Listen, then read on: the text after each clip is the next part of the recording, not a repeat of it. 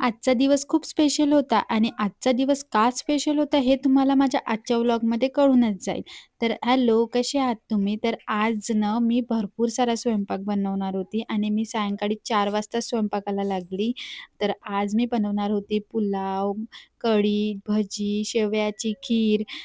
खूप दिवस झाले होते शेवयाची खीर नव्हते बनवले, तर म्हटलं की आज गोडमध्ये शेवयाची खीरच बनवूया आणि सर्व स्वयंपाक रेडी झाला होता. म्हणजे मी विचार केला होता, की ताई यायच्या आधी सर्व स्वयंपाक रेडी करून ठेवायचा.